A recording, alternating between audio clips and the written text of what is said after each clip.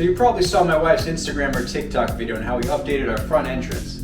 Today I'm going to walk you through all the materials and the step-by-step process you'll need so you can do the same thing. So for this bench I used a 3/4 inch thick piece of plywood that I got from Home Depot. I had them cut it for me to 13 inches wide, which is the width of the top piece and the 3 supporting pieces. So 13 inches wide by 17.5 inches high. This top piece is 68 inches long and this sits right on top of the 3 supporting pieces. I screwed it to the wall over here and also in back over there. And it's put together using pocket holes on each of the supporting pieces. I use a 2.5 inch piece of wood in between each section at the top. It helps hold the bench securely together. This top piece of wood, the actual bench, is only a 3/4 inch plywood, but to give it this thick look, I added a small tiny trim piece in front and on the sides of each of the supporting pieces.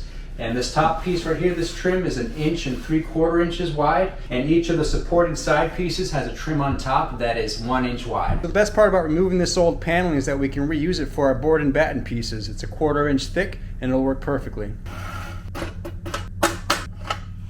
I took a 1/4 inch sheet of MDF board and I cut it in strips. Each one of these board and batten pieces is 3.5 inches wide by 48 inches high. And then I attached each piece to the wall using a nail gun, and I filled in the holes with some wood putty. This piece of board here is also 3.5 inches wide, and it's a 5/8 of an inch thick piece of MDF. And I attached this to the wall using construction screws. For some of them I had to use wall anchors because I couldn't find a stud, but I had made sure that at least 1 or 2 of these was attached to the stud behind the wall to make sure it's pretty solid when holding up all the coats. Caulk in between along the lines to make it look more seamless and built in. So this board up here, which is supporting these baskets to hold hats and gloves and all the winter stuff, this is also 3/4 inch plywood and it's 11 inches wide. And to support the wood, I'm using these 3 metal brackets that I got off Amazon for floating shelves, and I made sure that at least one of them is attached to the stud. The other ones I'm using wall anchors. So before going ahead and priming and painting the bench and the wall, I use a shellac-based primer like KILZ to cover up all the knots and stains in the wood.